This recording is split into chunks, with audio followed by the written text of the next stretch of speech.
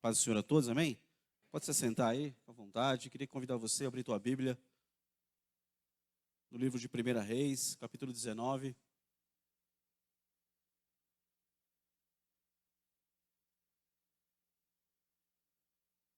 Primeira Reis, capítulo 19.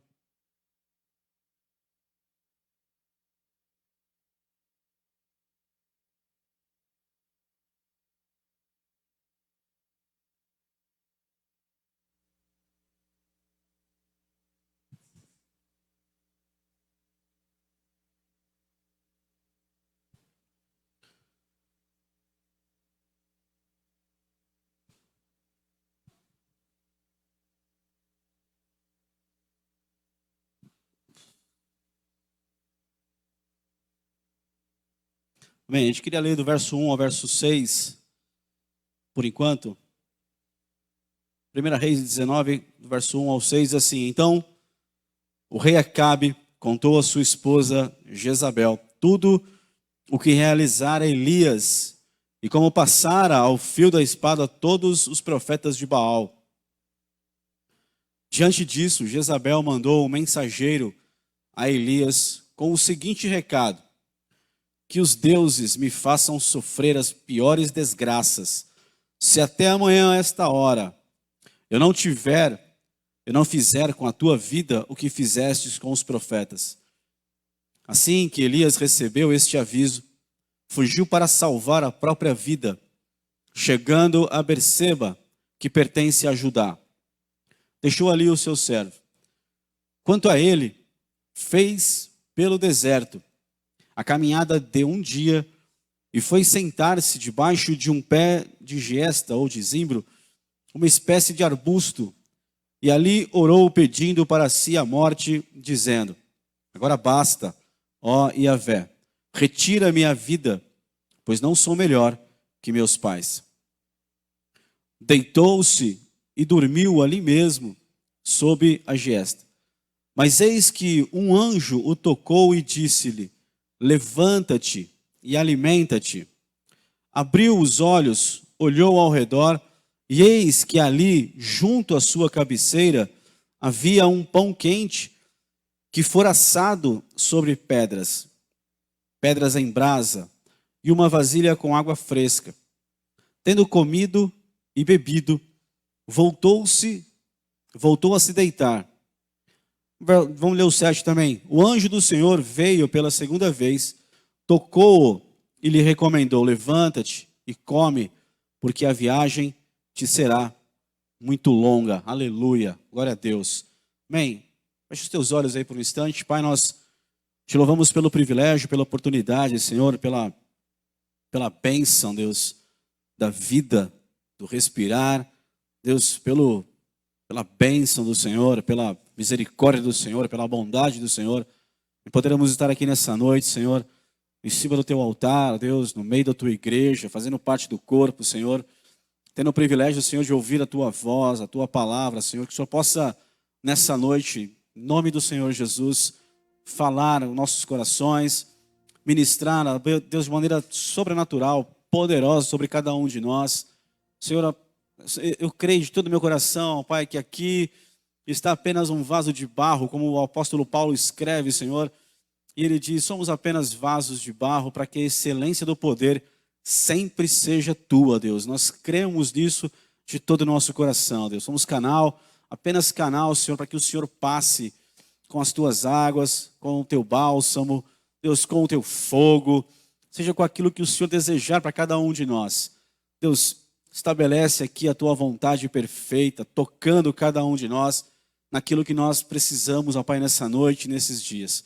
O Senhor é aquele que conhece cada coração de cada pessoa que entrou na tua casa, aqueles que estão, ó Pai, talvez nos assistindo, que não estão aqui, Senhor, alcança-os com a mesma unção, com a mesma presença, com o mesmo poder, ó Deus, é o que nós cremos e pedimos, e tudo isso já pedimos e cremos em nome do Senhor Jesus. Amém e amém. Aleluia. Glória a Deus. Amém. É uma história, texto que você conhece aí, poderoso. É uma história que você conhece, que você já ouviu, já deve ter lido algumas coisas. Eu queria só compartilhar algumas coisas que o Senhor colocou no meu coração nessa noite. Eu creio que vai ser bênção para a sua vida. Uma das coisas que eu olho para o texto do capítulo 19, é um capítulo que pode, né, se a gente não tiver alguns entendimentos, pode nos trazer alguma confusão, pode nos trazer até um pensamento de que é um capítulo estranho, porque a gente vê Elias aparecendo no capítulo 17 como um profeta que aparece de uma terra pequena, de uma cidade pequena, e ele é introduzido, né, na história, e ele vem, ele confronta o rei Acabe, e ele diz que não vai chover, e a Bíblia diz que ele ora e não chove por 3 anos e meio, e aí ele foge diante de Acabe, ele sai do palácio, ele vai para Querite, depois ele vai para Sarepta, depois ele desafia os profetas de Baal e os profetas de Acera no monte, e ele vence tudo isso, né, e desce fogo do céu e consome lá o holocausto, e é uma experiência, uma história tremenda, assim, o capítulo 18, a gente vê que Deus opera coisas sobrenaturais, maravilhosas, né? É o profeta do fogo, é o Elias, né, talvez um dos maiores profetas de Israel, depois de Moisés para o povo judeu, é um dos grandes profetas da história de Israel. E aí, o texto diz, começa o capítulo 19, o capítulo 18 acaba com Elias falando para Acabe que vai chover, e cai uma grande chuva, e ele corre de uma maneira sobrenatural também. E aí acaba o capítulo 18 e começa o 19, depois de tudo isso que Elias faz, e quando ele vence lá no Monte Carmelo, a Bíblia diz que ele manda matar. Todo o povo de Israel olha para ele e vê que Deus mandou fogo. Os profetas de Baal se cortaram, oraram, gritaram, de manhã bem cedinho até o meio-dia, e se cortaram, e gritaram, e oraram, ofereceram tudo que eles podiam fazer, e Baal não fez nada, porque Baal não é Deus, só o nosso Deus é Deus. E aí Elias então zomba deles, faz piada, provoca, e nada, até que Elias diz, chega, agora é minha vez. E aí ele levanta um altar, ele arruma um altar ali, segundo a tradição judaica, segundo os judeus, quando o desafio começou, Elias foi lá e fez um altar para Deus. E os discípulos, os profetas de Baal, fizeram outro altar para Baal. Então, os profetas de Baal colocaram no seu altar ali o sacrifício para que Baal respondesse. E Elias levantou um altar para Deus ali no Monte Carmelo e fez, deixou preparado ali o altar. E aí a tradição judaica diz que os de Baal estavam ali clamando, dançando, se cortando. E eles, os profetas de Baal, foram e naquela dança, naquela bagunça toda ali, eles mesmos destruíram o altar que Elias levantou. Elias não ligou, deixou eles fazerem o carnaval deles lá, a bagunça deles. Baal não respondeu, então Elias, o texto lá diz que Elias foi e restaurou ali o altar, e deixou de pé, bonitão, e fez uma oração, colocou água no sacrifício, e fez uma oração, Deus, responde aí. E Deus respondeu na hora, mandou fogo, aleluia, foi tremendo, amém? E aí a história diz que Elias olha e diz, o povo inteiro olha para aquilo e diz, Yahvé é Deus, só Ele é Deus. E aí Elias diz, então agora vocês matem os profetas de Baal, e todos eles são mortos, assim como Jezabel matou os profetas de Deus, agora Elias manda matar os profetas de Baal, e eles morrem. E aí encerra o capítulo, e você fala, pô, que história, que cara, que homem. E aí começa o 19 é um capítulo muito poderoso, E aí está no verso 1 e 2, eu quero ler de novo só o verso 1 e o 2. Então o rei Acabe contou a sua esposa Jezabel tudo o que realizara Elias, e como passara ao fio da espada todos os profetas de Baal. Diante disso, Jezabel mandou um mensageiro a Elias com o seguinte recado: que os deuses me façam sofrer as piores desgraças, se até amanhã esta hora eu não fizer com a tua vida o que fizeste com os profetas de Baal. E aí vai começar a história do capítulo 19 com uma informação de que Acabe, que está lá no monte, vê tudo aquilo que Elias faz, ele sai dali e ele vai chamar a sua esposa, ele vai falar com a sua esposa Jezabel. E quando você olha para o texto, umas coisas que Deus colocou no meu coração nesses dias, sobre esse texto, é que Acabe era o rei de Israel. Mas ele casou com uma mulher chamada Jezabel, que é princesa, que era filha do rei de Sidom. Um povo pagão que tinha lá os seus deuses, a sua idolatria terrível, adorava demônios. E essa mulher é uma mulher perversa, maligna, idólatra, pagã. Essa mulher é terrível, Jezabel é terrível, ela é terrível. Aliás, Jezabel é o nome que nós damos em português, né? Mas no hebraico bíblico é Izebel. Izebel, se você pegar a palavra Jezabel, você pode de repente depois olhar no Google, talvez eles te deem lá alguma tradução para Jezabel. Mas Jezabel, na verdade, não tem tradução. Não tem uma tradução para o nome de Jezabel. Agora, Izebel, que é o hebraico bíblico, tem tradução. Sabe o que significa Izebel? Que é o nome dela em hebraico? Significa lixo. Literalmente, lixo. Izebel, que é Jezabel, significa lixo. Imagina um rei de Israel casar com lixo. Porque o nome dela era falado, ela tinha um nome, eles falavam o nome dela. E o cara vai casar, o cara é rei de Israel, pega uma mulher que não é do povo dele, filha do rei de Sidom, um povo pagão, e aí o nome dela é lixo. E ele casa com lixo. E aí a história vai dizer que Acabe é o rei, mas não é ele que manda, não é o cabeça, ele não tá no controle. Quem está no controle é ela. Por quê? Porque hoje Jezabel, inclusive, é um principado.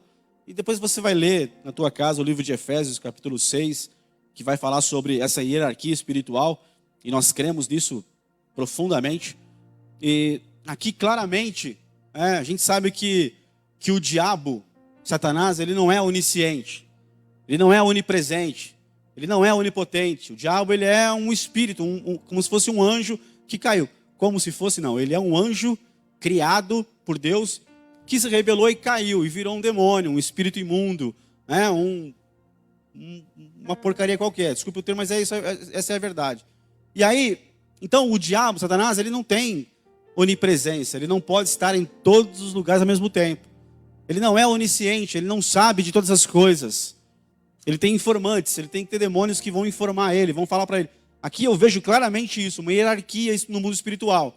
Então, aqui na hierarquia, está Jezabel acima de Acabe.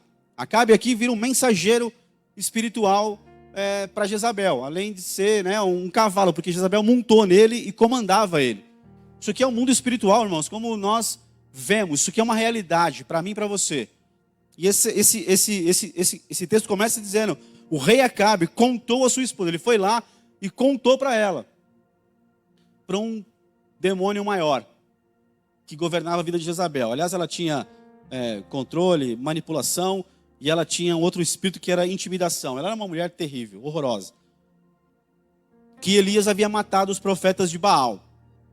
Diante disso, Jezabel mandou um mensageiro a Elias com o seguinte recado: que os deuses me façam sofrer as piores desgraças, se até amanhã, a esta hora, eu não fizer com a tua vida o que fizeste com os profetas.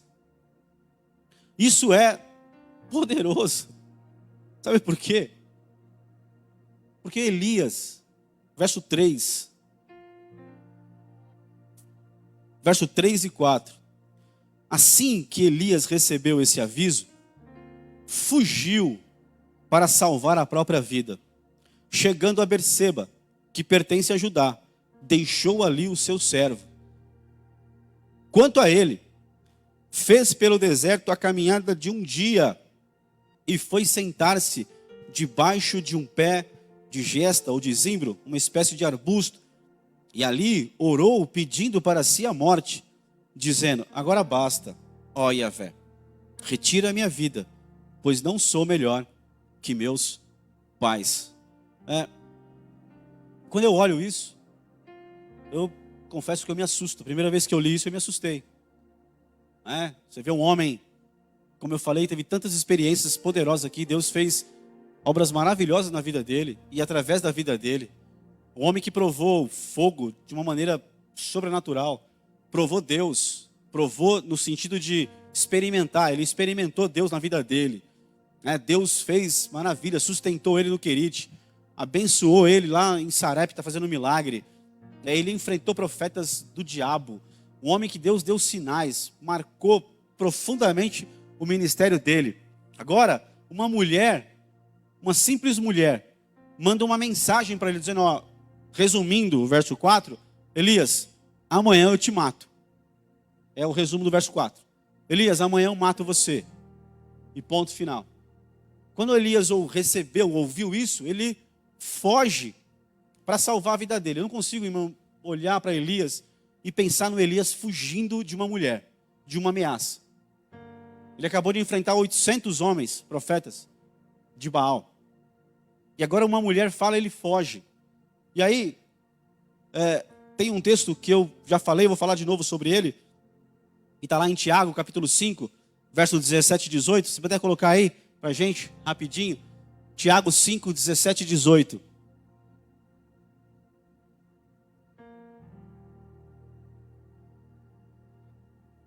Elias era uma pessoa frágil como nós. Era uma pessoa.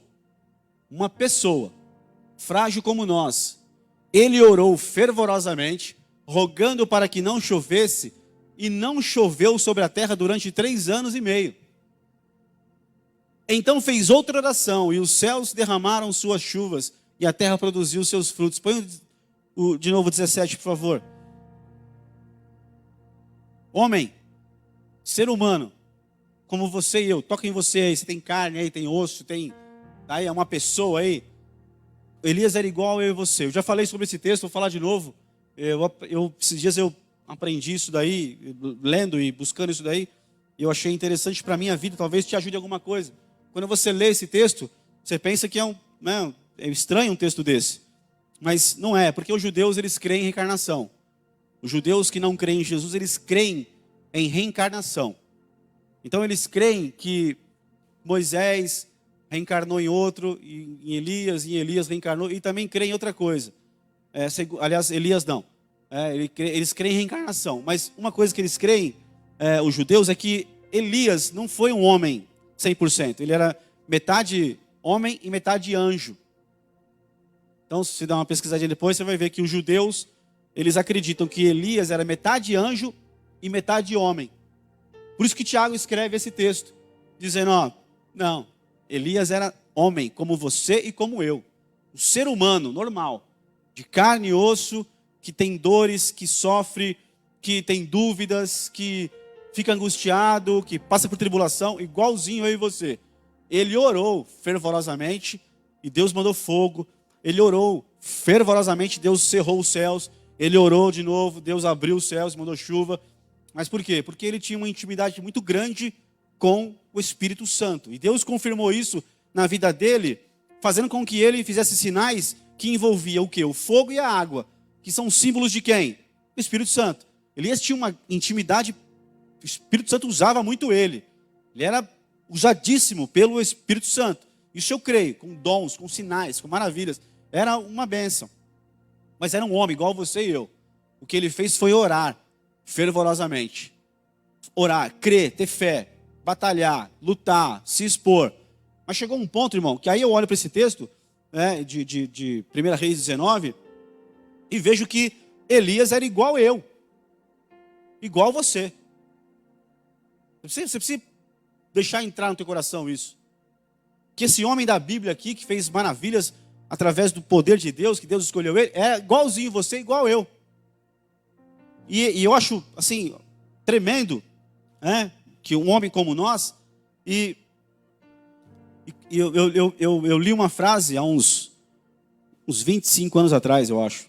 Nunca mais me esqueci da frase, e hoje eu li ela de novo.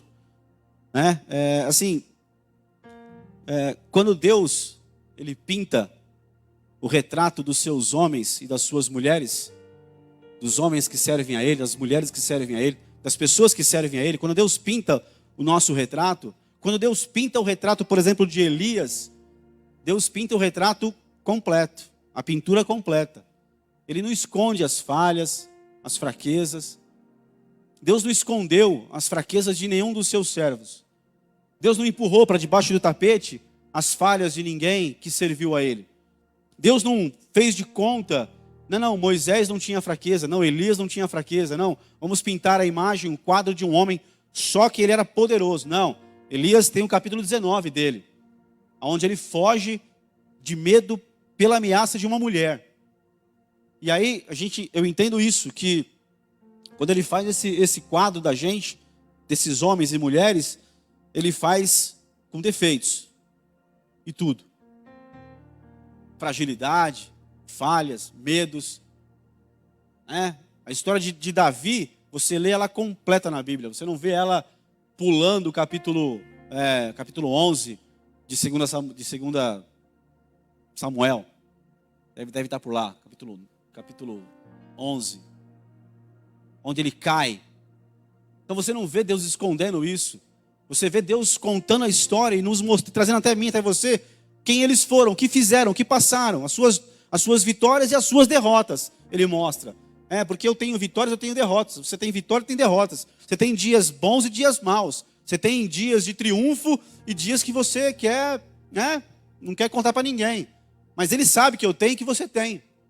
E lá no final, a gente vai descobrir que ele não esconde isso, irmão. Deus não esconde isso de nenhum texto. Está tudo aí para você aprender com eles com eles e com elas que estão na Bíblia. Por exemplo, Moisés, teve um período em que Moisés ficou triste, desmotivado. Olhou para o povo e falou, não aguento. E a Bíblia diz que ele pediu para Deus tirar a própria vida dele, tirar a vida dele. Deus, não dá mais, tira a minha vida. Moisés, irmão, Moisés olhou e falou, Deus, tira a minha vida. Jonas fez tudo o que ele fez. A história diz que Jonas, ele era profeta, certo? E ele servia a Deus. Deus falou, vai lá e prega para Nínive. Aí você fala assim, aí Jonas não foi. E fugiu de Deus. Sabe por que Jonas não foi? Porque ele era profeta. Jonas estava olhando, irmãos, para Nínive. E Jonas era profeta e sabia que Nínive, Deus ia salvar Nínive. E que depois disso, lá na frente, iam sair pessoas ruins de Nínive e iam prejudicar Israel. Por isso que ele não queria pregar para Nínive. Não é só porque Nínive era má, mas porque ele sabia, como profeta, que Deus ia salvar Nínive e lá na frente iam sair pessoas muito más de Nínive de novo para fazer mal para Israel. Por isso que ele fugiu. Deus foi buscar, ele voltou e ele prega, Nínive é salva e no fim da sua história ele quis morrer. Falou, tira a minha vida. Imagina ganhar 120 mil almas para Deus e pedir a morte. Imagina, ser humano, irmão, homem, gente igual nós, igual eu e você, que pode ter um dia mal, um momento que, olha, só Deus para ter misericórdia, ainda bem que Ele tem, aleluia. Paulo, a Bíblia fala lá em 2 Coríntios capítulo 1, que Paulo estava tão... Põe aí esse texto, esse texto é maravilhoso. É 2 Coríntios capítulo 1, verso... Não me lembro se é 11, se é 18, 11. Põe aí, vamos ler. Contando também com a ajuda das vossas orações por nós, para que pelo favor que nos foi concedido pela intercessão de muitos, da mesma forma, por muitos, sejam oferecidas ações de graça a nosso respeito. 12? Não, não é isso daí não.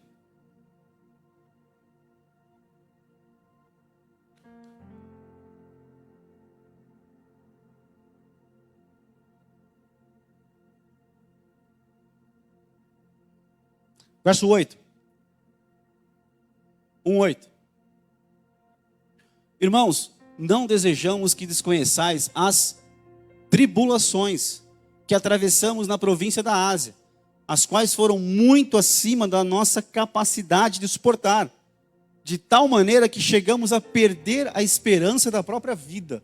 Paulo, está aí, está registrado para você ler e para eu ler. E olhar e falar, meu Deus, é verdade, irmão, homem como eu e como você. Por causa de tribulação. Quem passou por tribulação nesses dias aqui? Ninguém? Quem passou por tribulação de verdade esses dias? Levanta a mão firme assim. Talvez a tribulação sua foi pequenininha. Você fez assim, ó. É uma tribulaçãozinha assim, bem pequenininha. É só um ventinho, né? Quem está passando agora tribulação? Ninguém? Tá tudo resolveu agora? Aleluia! Vamos fechar e vamos embora para casa. Já está resolvido. Não tem nem de palavra mais. Por causa de tribulação, irmão. Tribulações. E foram tantas que ele achou que... Ele diz que acima daquilo que ele sentia, que podia suportar. E ele pediu, ó, eu acredito que acabou. Dessa eu não escapo. E escapou. Mas está registrado que teve um momento que ele falou, dessa vez não vai dar. Aí eu olho para Elias e então eu consigo entender que um homem como esse pode sim passar por um momento como esse. Pode sentir isso. Está certo? Não está certo. Não é isso que Deus quer que ele faça. E Deus não queria que ele agisse como ele agiu. Deus não compactuou com isso. Na história do capítulo 19 tem 4 personagens. Tem Acabe, tem Jezabel, tem Elias e tem Deus. Aleluia. Pode estar como for o teu capítulo, irmão. Pode estar como for a tua história hoje.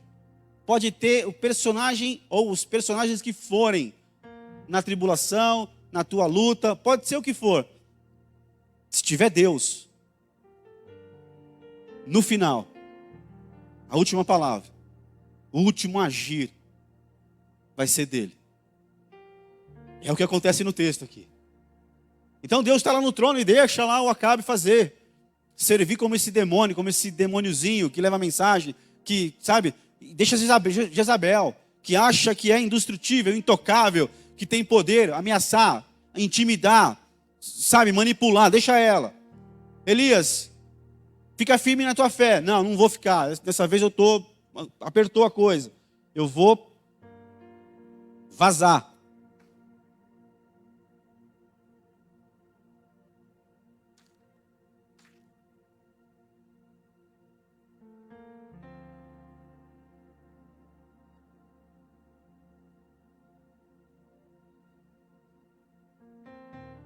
Verso 3. Assim que Elias recebeu este aviso, fugiu para salvar a própria vida, chegando a Berseba, que pertence a Judá.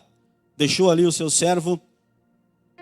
Quanto a ele, fez pelo deserto a caminhada de um dia, e foi sentar-se debaixo de um pé de zimbro, uma espécie de arbusto, e ali orou, pedindo para si a morte, dizendo, agora basta, ó Yahvé, retira-me a vida, pois não sou melhor que os meus pais.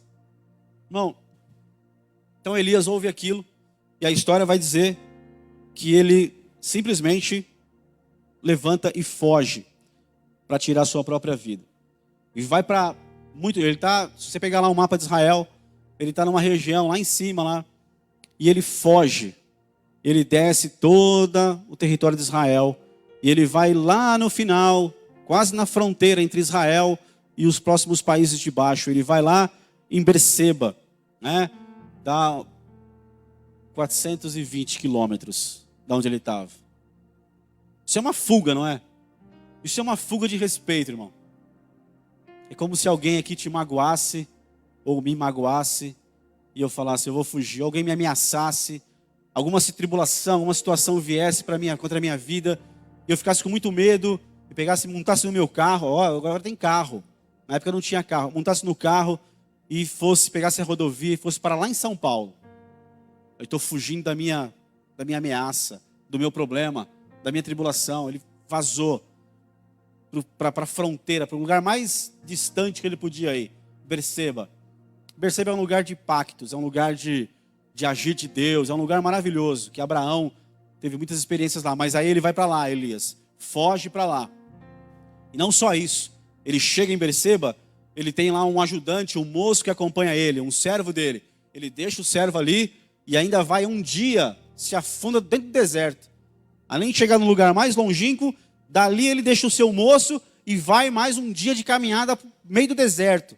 Aí ele acha um arbusto, uma árvore pequenininha, que é uma gesta, é uma árvore pequena que só cabe uma pessoa embaixo da sombra dela. Ele se enfia lá embaixo e ali ele fica e diz, ó, não sou melhor que os meus pais, né? Vem essa autocomiseração dele aí. Agora, uma das coisas que eu olho para o texto e vejo que Elias, ele buscou tudo isso para a vida dele. A Bíblia diz que ele fez pelo deserto, ele fugiu, e ele se isolou. E tem uma palavra na Bíblia que é solitude, e tem outra palavra que é solidão. Solidão é diferente de solitude. Solitude é aquilo que Jesus fazia muitas vezes. Depois de um dia inteiro de pregação, de ensino, de ministração, a Bíblia diz que ele buscava lugares desertos. Lembra disso, não? Na Bíblia? Tem isso na Bíblia ou não tem? Tem. Ele buscava lugares desertos. Para ali, o que ele fazia? Orava, estava diante do Pai. Você acha que Jesus ia para lugares desertos porque ele estava magoado, amargurado, angustiado? Não. Jesus buscava solitude. Solitude é quando eu vou para um lugar solitário, mas eu vou com alegria, eu vou tranquilo, eu vou em paz, eu vou para ter um momento ali, no nosso caso aqui, estou falando de crente, tá? Você buscar isso na psicologia, vai ter um outro, é um lugar de solidão que você busca para ter um momento a sós, um momento de, sabe, de reflexão, zen. Para nós, solitude é buscar um lugar solitário em Deus. Então, não é um lugar solitário, mas humanamente falando, seria o meu tempo que eu busco a minha solitude, um lugar onde eu vou estar diante de Deus, só eu e Ele, onde eu vou conseguir, onde não tem barulho, não tem interrupção, não tem nada, isso é solitude. É o que Jesus fazia, deixava os discípulos, a multidão, todo mundo, e ia para um lugar onde tinha Deus, onde tinha o Pai dele. Lá era um momento de prazer, de alegria, lá não tinha mágoa, lá ele não ia lá numa escuridão, se enfiar embaixo da cama, de um cobertor, apagar a luz, ficar ali remoendo derrota, tristeza, sabe, raiva, sabe, guardando aqui, igual você ouviu domingo aqui sobre raiz de amargura. Ele não ia lá, os fariseus, ia lá num cantinho, se cobria, apagava a luz, depressivo, ficava lá e dizia, os fariseus me machucaram, nossa, eu não volto nunca mais lá, eu odeio esse povo não me ama. Não tinha isso em Jesus, irmão, tinha solitude. Deixava os discípulos, multidão, problemas, fariseus, saduceus, tudo lá, sabe? Discípulo incrédulo, deixava tudo e ia diante do Pai, com um tempo de solitude, de orar. Falar com o Pai, obrigado, Pai, por esse dia foi maravilhoso, eu tive vitória. Teve luta, mas eu tive vitória, obrigado. O Senhor foi comigo, me enche de novo, me renova. Isso é solitude. Para nós é um momento é um lugar de solidão, mas não é solidão para nós, porque o Pai está lá, o Filho está lá. Dá para entender ou não? Entendeu de verdade ou não? Não é escola dominical, mas você entendeu isso? De solidão. Solidão. A palavra solidão, quando alguém fala, está no tempo de solidão, a palavra solidão remete automaticamente, e é comprovado inclusive pelas ciências, que solidão significa que tem tristeza e depressão na parada. É quando a pessoa se isola com mágoa, com tristeza, com frustração, com angústia, com raiz de amargura. Ela se isola. Solidão tem a ver com tristeza e com depressão, com algo ruim. Não precisa ser exatamente sobre tristeza e depressão, mas está ligado a coisas ruins. A pessoa vai para um tempo de solidão por coisas ruins, motivações ruins. Dentro dela está tudo ruim. Essa é a diferença entre solitude e solidão. Elias aqui estava vivendo um tempo de solidão. Ele buscou porque ele estava angustiado. A alma dele estava carregada demais. Era profeta, Deus usava ele, abençoava ele, mas ele estava com a alma dele no limite. A gente vai ver algumas coisas rápidas aqui que eu creio que tem muito mais, mas que a gente enxerga em Elias, desse momento da vida dele, que ele não discerniu muito bem. Elias não discerniu muito bem esse momento da vida dele. Uma das coisas que a gente vê que ele fez errado, e que ele não discerniu bem, não teve uma atitude correta no momento de dificuldade, de alma, né, carregada ali, cheia. O texto diz que teve uma ameaça. E Elias, essa ameaça veio de uma fonte humana, que não tinha Deus. E Elias, parece que ele perdeu isso de vista. A ameaça veio de quem? De Jezabel, uma mulher ímpia, que não temia Deus, não tinha Deus. A ameaça que Elias sofreu não veio de Deus, veio de uma mulher ímpia, que não tinha comunhão com Deus, que não servia a Deus, que não sabia nada de Deus, que era contra, inclusive, Deus, os princípios de Deus. E o profeta ali, o Elias, parece que por um momento ele perdeu isso do entendimento, ele perdeu isso de vista. Ele não levou isso em conta, e ele foge de uma ameaça, de uma fonte que não é Deus, que não tem nada com Deus. Eu não sei qual é a ameaça que está te rondando, mas nessa noite você precisa entender que não veio de Deus, e que você é do Senhor, que Ele é contigo. Por quantas vezes você precisa ouvir na sua vida, na sua caminhada, na sua história, que o Senhor é contigo. Só essa frase para a nossa vida deve bastar para tudo. E eu não posso perder isso do meu coração, da minha fé, da minha alma. Que Deus, o Criador, é comigo. Que Deus, o soberano, o todo-poderoso, é contigo. Se não foi Ele que ameaçou, que falou, irmão, fique em paz. Não deixe que essas ameaças tirem você do propósito, tirem você do lugar que Deus colocou você, que lugar que Deus quer você, que Deus plantou você. Não deixe, irmão. A ameaça todos os dias vem de Acabe, vem de Jezabel, vem desses demônios. Nós temos uma batalha, enfrentamos batalhas. Então, da onde vem a ameaça que você está sofrendo hoje? O que você está com medo? O que ameaça você? Da onde veio a palavra? De que boca saiu a palavra? De que fonte proveio a ameaça contra você? Pare e pense agora, por favor.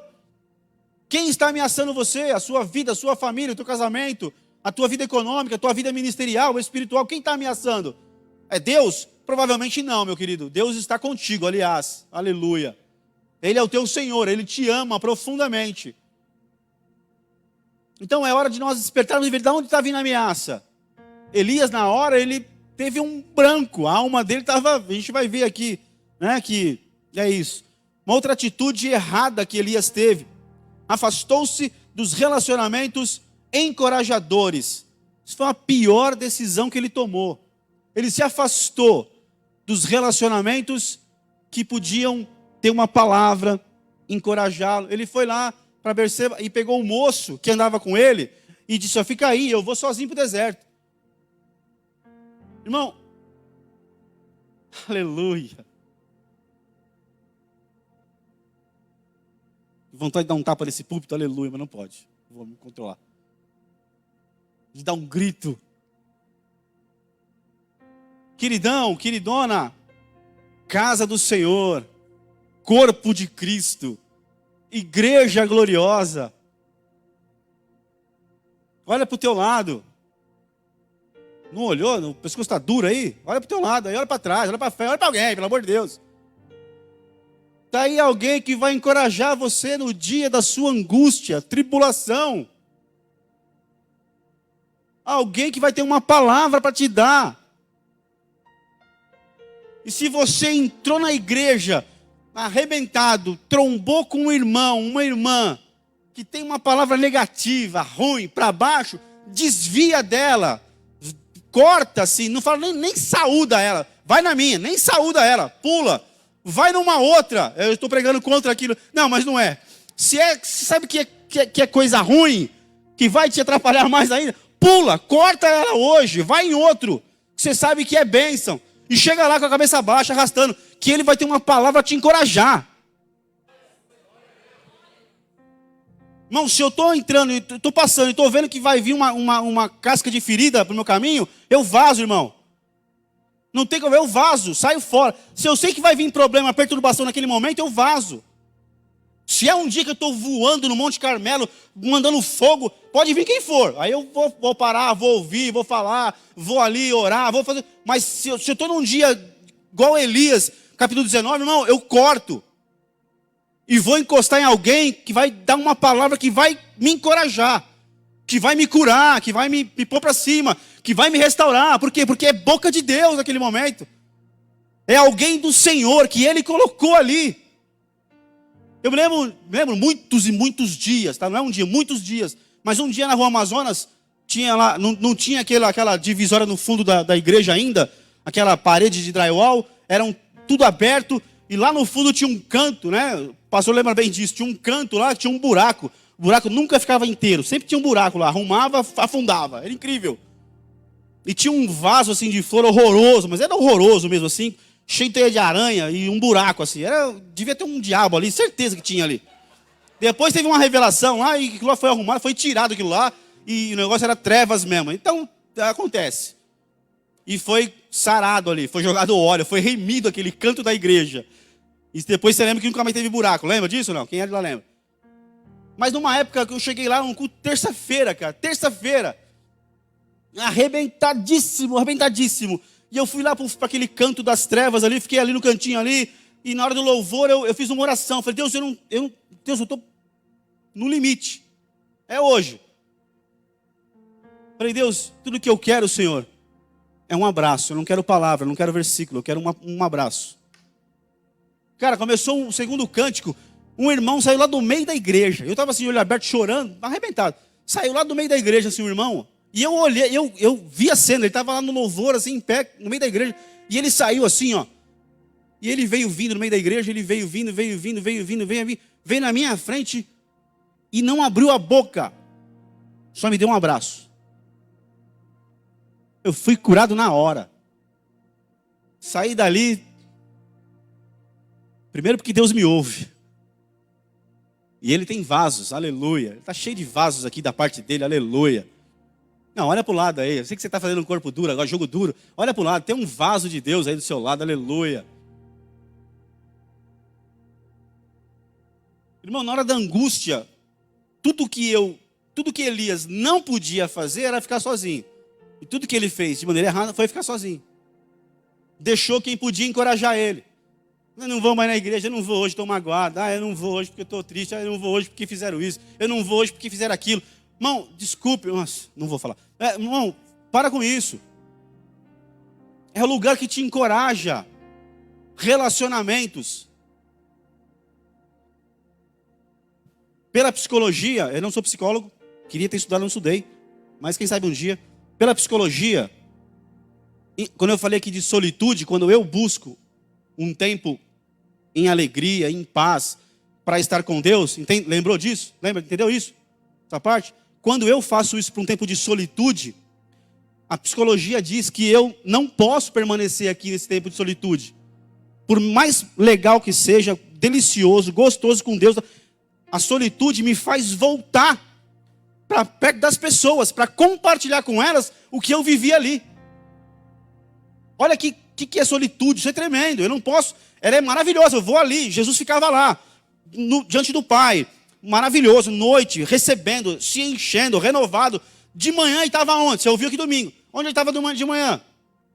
No templo ensinando, porque ele teve um tempo de solitude, não de solidão, de amargura, de azedume, não, ele teve um tempo de solitude diante do Pai. Aí a psicologia descobriu, está aqui na Bíblia, ela descobriu agora que depois desse tempo de prazer, de deleite, eu obrigatoriamente tenho que voltar e compartilhar. Keila, Deus vai te usar, Deus vai te abençoar, cara. Fica firme, fica de pé, continua. O De Paula, continua firme, cara. O Kaique, desiste não, cara, fica firme aí. Isso é solitude. Quando eu volto e reparto a alegria que eu recebi. Se nós não estamos vivendo isso, cuidado, é solidão. Solidão é algo que vai me matar e vai te matar se você ficar nela.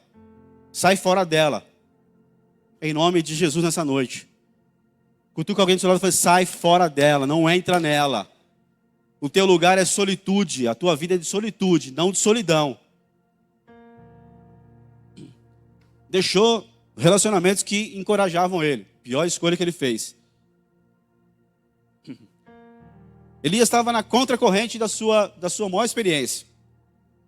Elias, capítulo 18, ele teve uma grande vitória. Monte Carmelo, desafio dos profetas, desceu fogo do céu, consumiu o local. Pensa na vitória de Elias. Foi aquele episódio. Pensa na experiência, foi aquele dia. Ele sai daquilo ali. Tem muita gente que é assim, irmão.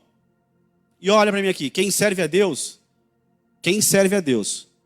se entrou para servir a Deus, entrou para o ministério, por exemplo, achando que vai ter uma vida de paz e sossego, está no lugar errado. Vou falar de novo, olha para mim aqui, bem para mim aqui.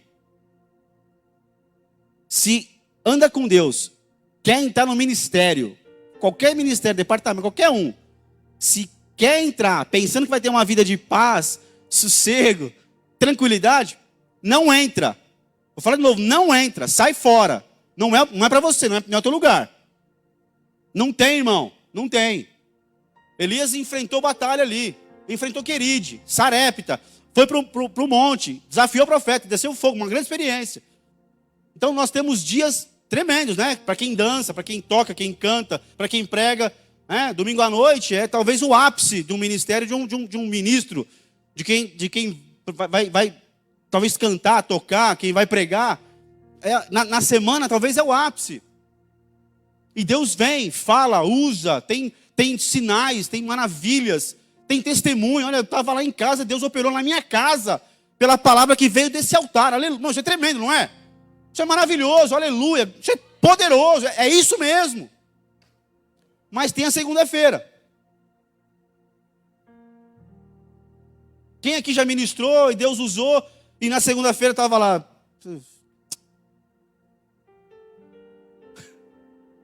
É assim ou não é assim, Fernando? Não é assim, Keila? Eu estou mentindo? Pode falar se estiver mentindo? O pastor está aí, ó, depois ele quiser falar. Não é assim. Porque Deus veio, fez, foi maravilhoso. A gente sai daqui. Mas aí segunda-feira...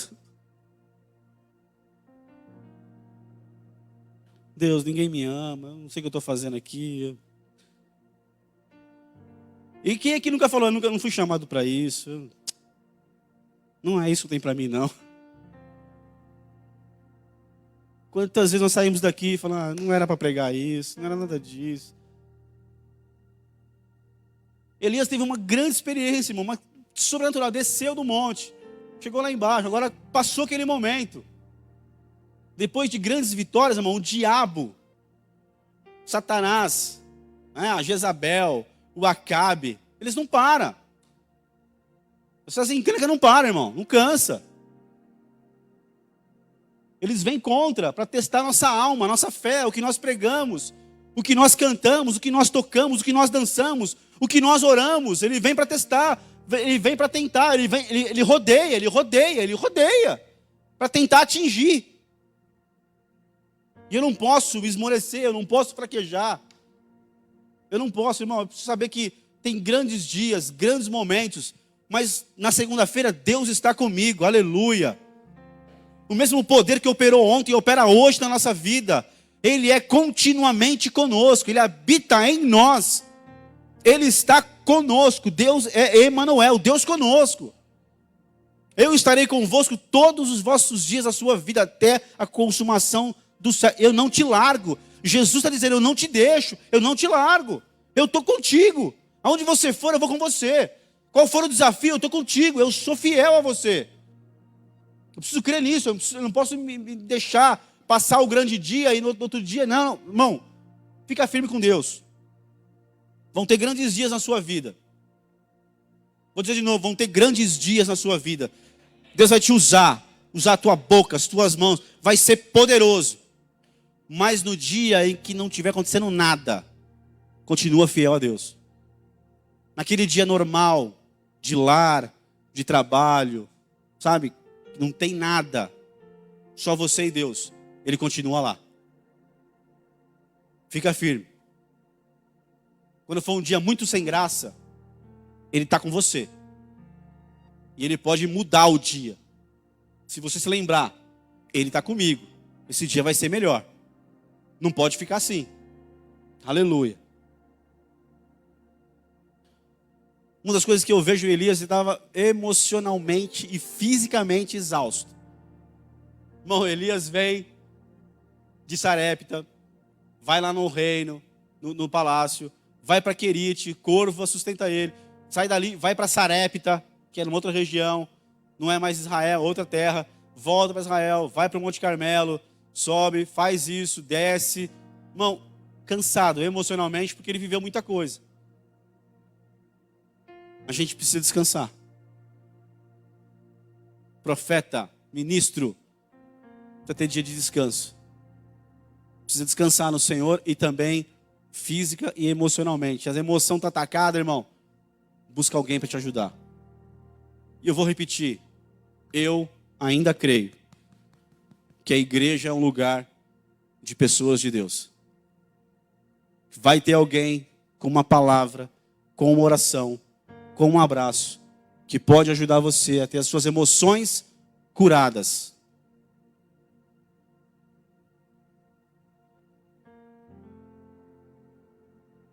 Eu sei que é difícil, mas a gente precisa descansar fisicamente. Você precisa parar e tomar um refresco. Não conhece a minha vida, vai nessa. Vai nessa pegada que você vai ver. Que você vai estourar a qualquer hora, mas você não vai porque você vai parar para descansar. Ou seja, não adianta tu querer fazer 1 milhão de coisas, irmãos. Ativismo não é sinônimo de ser uma pessoa espiritual. Ministério infantil eu vou, na dança eu vou, nos jovens eu vou, nos diáconos eu estou junto. Vai estourar.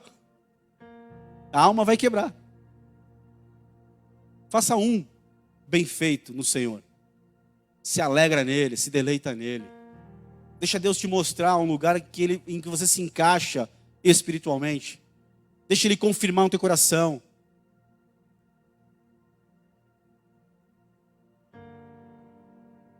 Eu queria cantar. Não queria nada. Mas vai que eu cismo de cantar aqui no louvor. Eu vou me desgastar e vou dar um trabalho para o Fernando terrível, irmão. Não adianta forçar, irmão. Ore a Deus. Deixa que o Espírito Santo confirme no teu coração, nos teus olhos, aonde Ele quer você. Aonde Ele te quer. Para que você não canse fisicamente e emocionalmente. Não fique forçando portas ministeriais, não. Sabe, não, deixa Ele te levar, te conduzir. A Bíblia diz que Ele nos conduz a águas, a pastos verdejantes, a lugar de refrigério. Ele nos conduz, irmão. Esses lugares têm que ser lugares de refrigério para você e para os outros. Um ministro, um homem, uma mulher de Deus, emocionalmente, fisicamente no limite, só vai trazer destruição, irmão. Aonde passar vai destruir. Então não deixe acontecer isso na tua vida, não. Feche os teus olhos, ore. Busque a Deus um dia, uma semana, um mês. Senhor, onde o Senhor me quer?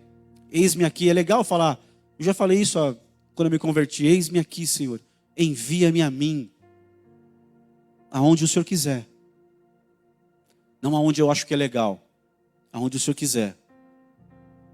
E aí eu vou fazer. E eu não vou me exaurir. Não vou me esgotar. Eu não vou dar trabalho. Não vou quebrar. Não, eu vou ser uma bênção. Você vai ser uma bênção onde Ele te colocar. Porque foi Ele que te colocou.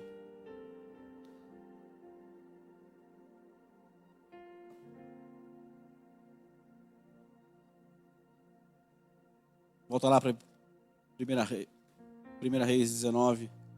Tem muita coisa que eu marquei aqui, mas já vamos encerrar.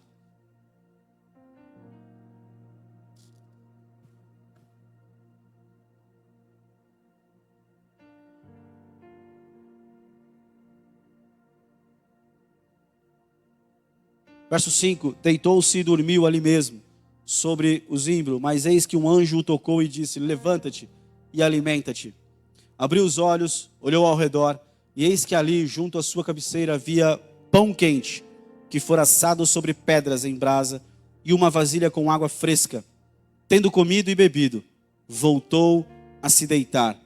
O anjo do Senhor veio pela segunda vez, tocou e lhe recomendou: levanta-te e come, porque a viagem te será muito longa. Mesmo Elias fazendo tudo isso, Deus veio e encontrou Elias. Irmão, Deus não veio com bronca, Deus não veio com sermão, Deus não veio com acusação, Deus não veio com dedo apontado. Não, Deus veio com pão quente, assado na brasa. Deus olhou e viu Elias dormindo, despertou ele. Come e bebe. Come, bebe e dorme de novo. Não era para dormir de novo. Era para comer, beber, levantar e voltar para o propósito que Deus sempre teve para a vida dele. Mas aí ele deita e dorme de novo. Deus vem, o anjo vem, toca nele. Marcos, tô falando eu aqui, olha para mim aqui, eu creio que o segundo toque aqui, o primeiro toque do anjo era um anjo comum. Eu creio que o segundo toque era o próprio Jesus. E o segundo toque não foi assim: Elias, acorda, filho. Não, o segundo toque foi assim: Elias, chega, filho, vai, levanta. Vamos que agora o negócio é sério. Eu creio que o segundo toque foi o próprio Jesus que tocou nele e levantou ele. Diz: come, bebe e cara, vai e caminha. Volta para o caminho. Claro, eu estou falando meio, mas eu creio que ele veio e disse: volta para o teu caminho. Pão quente, água fresca e caminho de volta. Porque é assim que Deus nos encontra, irmão. Não é com paulada muitas vezes, não é com acusações, não é com, sabe, você é um inútil, você é um imprestável, eu te confiei o ministério e você falhou. Não, irmão. Deus veio e curou Elias ali, deu pão, alimentou ele, deixou ele descansar. Ele estava cansado, eu falei, estava cansado. Ele descansou. Na segunda vez ele tocou com um pouco mais de energia, não com raiva, mas com mais energia, porque era o próprio Senhor, eu creio. E aí ele disse: come, porque o caminho ainda é grande. Não acabou a tua história. Não acaba aqui, não para aqui, não mudou nada. Mas vai que tem coisa para você fazer ainda, Elias. Volta para o teu caminho. O texto vai dizer, fica de pé aí. O texto vai dizer que Elias levanta e caminha 40 dias e volta para o monte. Fecha os teus olhos e ele volta para o monte lá ele entra numa caverna. E Deus vai dentro da caverna e diz: o que fazes aqui, Elias? Não é aqui ainda, Elias. Essa caverna escura não é o lugar que eu tenho para você. Não era o caminho que eu tinha para você. Não era o final do caminho que eu tinha para você. Não é. Sai para fora, Elias. Aí a Bíblia diz que veio terremoto, veio fogo, veio vento. E Deus não estava em nada disso. Deus estava num sussurro suave, dizendo: o que você está fazendo aqui, Elias? Eu tenho uma obra na sua vida. Não acabou ainda. Eu estive com você, inclusive, nesse capítulo, onde você tomou atitudes erradas. Mas Elias, eu te amo assim mesmo. Eu entendo você. Eu respeito você, Elias. Porque eu amo você. Porque eu escolhi você. Porque eu sei, Elias, tudo que você está enfiado no meio aí. Eu sei que quem te rodeia, Elias, é Acabe. Quem te rodeia é Jezabel. Eu sei, Elias, que é muita pressão, é muito dia, é muita afronta, é muito confronto.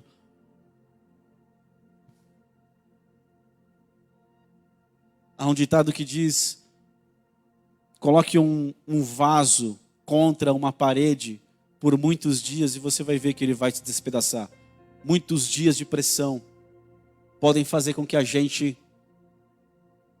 tenha um dia em que a gente tome uma decisão errada, mas não é isso que Deus quer para a nossa vida. Não é isso que Deus tem para você e nem para mim. Por isso Ele está aqui nessa noite dizendo para você: não é esse o caminho que eu tenho para você. Para agora essa tentativa de fuga. Aborta agora esse processo de fuga, solidão, decisões erradas. Não é isso que Deus tem para você. Escute da parte do Senhor. Deus diz para você que a tua trajetória, o teu caminho ainda é muito longo. Que você ainda vai viver muitas coisas no Senhor e para o Senhor. Que Ele ainda tem trabalhos específicos que é para você. Esses dias eu ouvi uma frase tremenda de uma molecada nova aí, de uma geração nova aí, que adora o Senhor. Não sei se é deles a frase, mas um deles disse que o plano B de Deus é te levar para o plano A. Isso é maravilhoso. Eu não acho que essa frase é deles, não. Eles não têm. Mas tudo bem. Mas tudo bem. O plano B de Deus, irmão, é te levar para o plano A. Para aquilo que Ele começou na sua vida, para aquilo que Ele projetou para você, para aquilo que Ele estabeleceu para você. Elias, volta lá. Volta para o caminho. Eu te dei pão. Eu te dei água fresca. Irmão, você tem comido pão e água fresca do Senhor. Não é para dormir. Não é para voltar a dormir. Não é para eu vir aqui comer pão fresco, pão quente na brasa. Alimento do céu. Não é para eu vir aqui todos os dias comer um pão na brasa vindo dos céus. Beber uma água fresca vinda do Senhor. Aquela água que Ele disse na beira do poço: bebe da minha água, aí você nunca mais vai ter sede. Você vai resolver os seus problemas internos aí. Minha água, é essa água que Elias bebeu. Eu sou o pão da vida. Oh, aleluia. Elias, come desse pão aí, esse pão do céu, cara. Mas não dorme mais, não. Essa comida vai te alimentar, essa água vai te matar a sede para você caminhar ainda muito tempo. Não dá para eu comer pão do céu, água fresca, beber água fresca e continuar dormindo. Não, irmão, é para caminhar. Deus tem muita coisa para fazer através da sua vida ainda. Mas com a gente curado, correndo, de pé, andando sobrenaturalmente, vem a ameaça de quem for: Senhor, o Senhor é maior do que tudo isso, aleluia. Vai ter um escape do Senhor, vai ter uma vitória do Senhor. Eu vou ficar aqui de pé, aleluia. Eu vou ser igual Samar. Samar ficou de pé junto com todo o exército de Israel, no meio do campo de lentilha. E os filisteus vieram. Quando Samar olhou para o lado, olhou para o outro, não tinha mais ninguém. Ele estava sozinho. E a Bíblia diz que ele se levantou ali no campo, ficou de pé, enfrentou o exército inimigo. E Deus deu um grande livramento para Israel. Um homem ficou de pé. Senhor, essa ameaça aí, essa palavra não veio do Senhor. Isso veio de Acabe, isso veio de Jezabel. Isso é palavra de demônio, isso vai cair por terra, não vai ter vitória, em nome de Jesus. Oh, meu companheiro, vem aqui perto de mim, não vou deixar você. É você que me encoraja, é você que me ajuda. Tem uma palavra de Deus na tua boca para abençoar a minha vida, aleluia. Nós somos corpo de Cristo, aleluia. Senhor, se hoje não for um dia que eu for pregar, não for um dia que eu vou fazer nada, eu vou estar aqui te adorando, aleluia. Se for um dia comum, se é para dizer que crente tem dias comuns, se for para ter um dia simples, tranquilo, eu vou viver na tua presença e vou me alegrar nele, aleluia. E quando o Senhor precisar, eu estou aqui, conta comigo, aleluia. Eu quero ser usado pelo Senhor. Mas eu não vou para Berseba, não vou para as fronteiras da minha terra, não vou para o deserto, não vou me isolar num canto, não vou para a solidão, não. Eu vou para a solitude, aleluia. Eu vou para um tempo na tua presença, aleluia. Lá o Senhor vai me renovar. Lá o Senhor vai curar meu coração. Lá o Senhor vai me restaurar. Lá o Senhor vai me encher. Aleluia. E eu saio de lá e volto para cá. E vou ministrar. E vou abençoar. E vou orar. E vou ficar de pé na tua presença. Aleluia. Fecha os teus olhos aí nessa noite. Em nome do Senhor Jesus. Elias voltou para o seu caminho. Elias ungiu o profeta. Elias ungiu o rei. Segundo os historiadores, depois que Elias voltou, ele ainda viveu 20 anos até ser arrebatado por Deus. Aleluia. Há muita obra de Deus para você fazer ainda na sua vida. Aleluia. Na minha vida. A tua família vai ver você de pé, com uma palavra profética na boca, dizendo: eu estou cheio do poder do Espírito Santo, eu quero liberar uma palavra para a tua vida. A tua empresa vai ver você como um servo, como uma serva do Deus Altíssimo. E vai ver o teu testemunho, aleluia, que glorifica o nome de Jesus. Eles não vão ver um testemunho de quem foge, mas de quem fica de pé, aleluia, na presença do Senhor. Senhor Deus, oh aleluia, santo, aleluia, glória ao nome do Senhor Todo-Poderoso. Aleluia, o grande El Shaddai.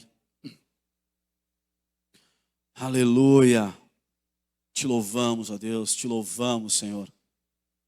Bendito seja o nome do Senhor.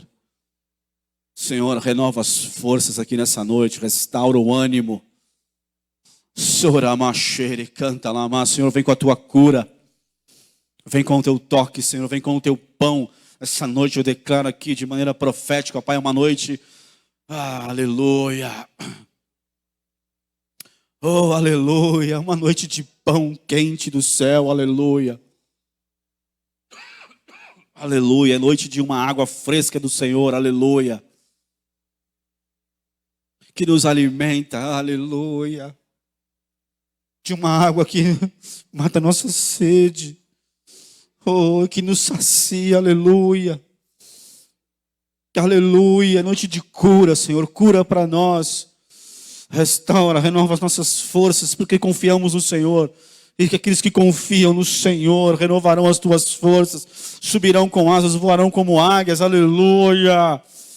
Aleluia, glória a Deus. O Senhor tem dado vitória, o Senhor é conosco. Até aqui o Senhor tem nos abençoado, aleluia. E o Senhor é um Deus que não muda, que continua nos abençoando, nos dando direção, nos tocando, nos restaurando, nos curando, aleluia. Levantando, ó Pai, com o teu poder, com a tua mão gloriosa, aleluia. Com a tua destra poderosa, aleluia. Oreia machere, canta lá, mas Pai, abençoa o teu povo, cerca, toca os lares, vem com a tua cura emocional, com renovo físico, ó Pai, em nome de Jesus, com cura emocional, vem com o teu poder, ó Pai, toda depressão, tristeza, todo sentimento, ó Pai, todo espírito maligno de Jezabel, de Acabe, que vem contra o teu povo, para levar o teu povo para um tempo de solidão, debaixo de zimbro, de deserto, de caverna. Nós repreendemos aqui, na autoridade do nome do Senhor Jesus, aleluia. E declaramos ao Pai que não há espaço nessa vida, que não há entrada, que não há brecha em nome de Jesus, Pai. Leva o teu povo para dias de experiência profunda com o Senhor, ó Deus. Em nome de Jesus, aleluia. Glória a Deus, aleluia. Aleluia. Glória ao teu nome, Senhor. Bendito seja o teu nome. Aleluia. Amém. Amém. Deus abençoe você em nome de Jesus. Sexta-feira, 7:30 vai ter um evento poderoso aqui. Não falta. Fica firme aí. Deus vai te abençoar muito aí nesse fim de semana, em nome de Jesus. Vai em paz, que Ele te abençoe. Amém.